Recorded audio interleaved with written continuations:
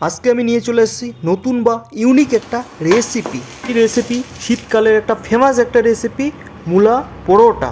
এই মূলা পরোটা অনেক সুস্বাদু একটা রেসিপি। হাই বন্ধুরা, আজকে আমি চলে এসেছি মূলা দিয়ে সুন্দর একটা মূলা পরোটা। তো চলো দেখে নিই।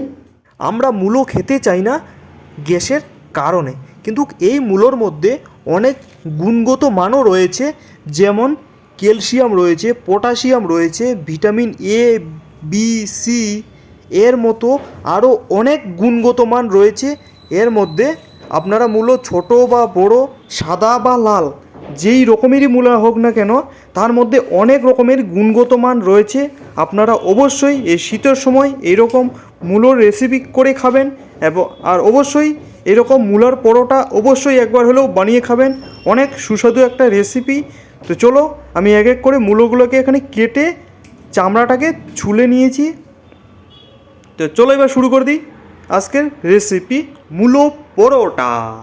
মূলোটাকে আমি এখানে নিয়ে নিয়েছি জলের মধ্যে ধুয়ে। এবার নিয়ে নেবো আমি ঝিরিঝিরি করে কেটে। আপনারাও এইরকমভাবেই কেটে নেবেন, না হলে মিক্সচার মেশিনের মধ্যেও আপনারা মিক্স করে নিতে পারেন।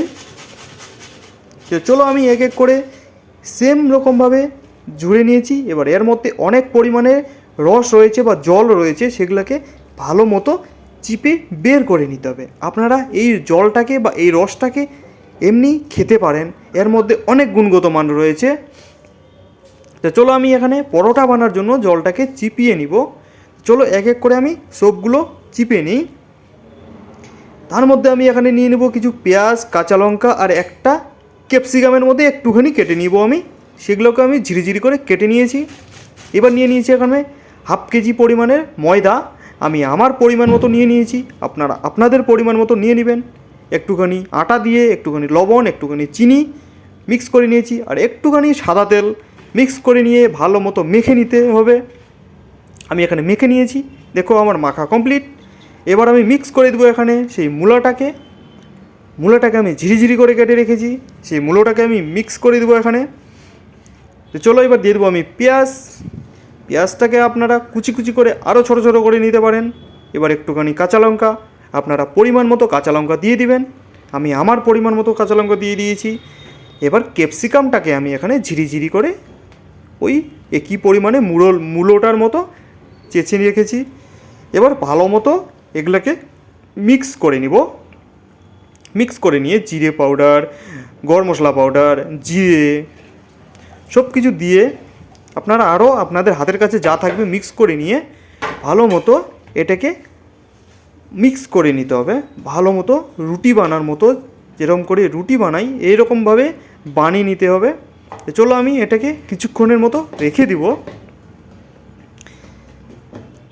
এইবার আমি সেই পাতাগুলোকে সবজি হিসেবে রান্না করব।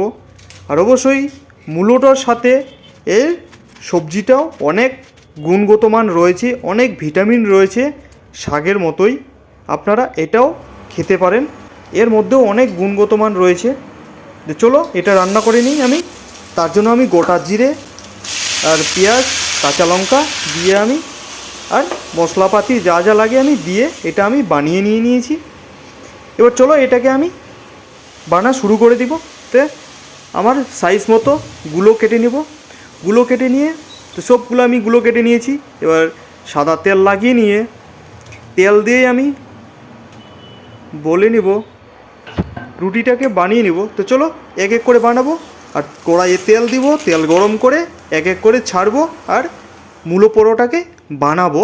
তো চলো আমি এক এক করে সবগুলোকে সুন্দর করে বানিয়ে নিই। আর অবশ্যই আপনারা আপনাদের সুবিধা মতো আপনারা বানিয়ে নেবেন। যেইভাবে পরোটা বানায় আপনারা সেইভাবেই বানিয়ে নিতে পারবেন এখন। আর মাঝে মাঝে একটু করে তেল দিতে হবে। সুন্দর করে পরোটাগুলোকে ভালো মতো করে বানিয়ে নিতে হবে। চলো আমি এক এক করে একই রকমভাবে বানিয়ে নিই আর ভালো মতো করে ভেজে নিতে হবে আপনাদের। আমি ওখানে ভালো মতো করে ভেজে নিয়েছি সবগুলো। আমার মূলো পরোটা ভাজা কমপ্লিট। আর অবশ্যই ভিডিওটা ধীরে ধীরে করে লাস্ট পর্যন্ত দেখে নিন।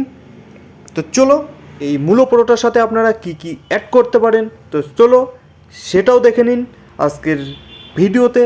তো চলো আমি এখানে নিয়ে নিয়েছি দই, সস, পেঁয়াজ আর সেই মূলো শাকের সবজি। নিয়ে চলে এসেছি মূলা দিয়ে সুন্দর একটা পরোটা বানিয়েছি। মূলা পরোটা, মূলার এই সবজি,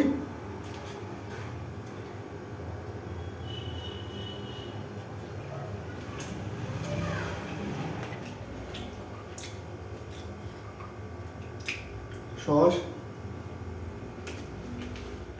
আর নিয়ে নিয়েছি দই। তো চলো আজকের ভিডিও এই পর্যন্তই। ভিডিওটা যদি ভালো লেগে থাকে অবশ্যই সাবস্ক্রাইব করে পাশে থাকবেন এবং লাইক কমেন্ট শেয়ার করতে ভুলবেন না। আর ভিডিওটা লাস্ট পর্যন্ত দেখার জন্য অনেক অনেক ধন্যবাদ।